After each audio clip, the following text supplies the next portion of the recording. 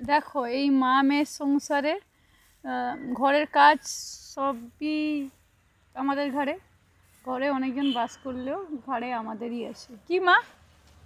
হ্যাঁ, নিজেকে প্রাণায়াম করতে হবে না তাই তো, নিজেকে ঠিক করে বাঁচতে হবে না তাই তো। ও কি বাঁচতে নেই?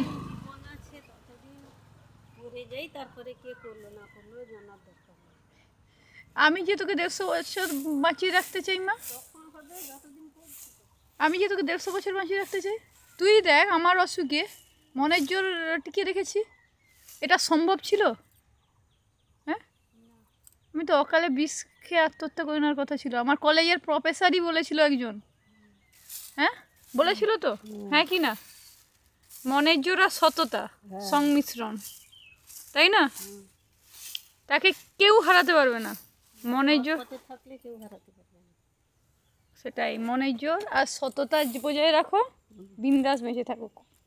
এই দেখো আমি বড়ই দুশ্চিন্তাগ্রস্ত প্রাণী হয়ে গেছিলাম, কারণ আমি জানি না, আমি বুঝতে পারছি না ঠিক 7.5 দিনের ঔষধ বা 15 দিনের ঔষধে কী করে আমি 1 মাস কাটাবো।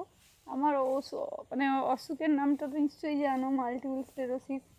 ঠিকঠাক খাওয়া দাওয়া ঠিকঠাক সব কিছু চাই, কিন্তু কিছু করার নেই। যাই হোক আমার পাড়ার একজন দাদা হেল্প করেছে, আমার ছাত্র হেল্প করেছে, এই টুংরিপালা করার জন্য সেও হেল্প করেছে, এই বাগান বাড়ি করেছি। হ্যাঁ ঠিক আছে, বিনা সারের খাওয়ার চেষ্টা করছিলাম, কিন্তু বিনা সারে তো কিছুই হচ্ছিল, এই অবস্থা হয়েছে দেখেছো, হচ্ছেই না। তো জৈব সার ফেলা হয়েছে একটু, এই আর কি। ঠিক আছে, ভালো থেকো। আরও অনেক কিছু কথা শেয়ার করার ছিল যদিও আজকে, কিন্তু আর হচ্ছে না। এই মাটা তো খুব ব্যস্ত মানুষ, আর কি করবো বলো, একে নিয়ে যে কী করবো, 150 বছর কী করে বাঁচিয়ে রাখবো কে জানে।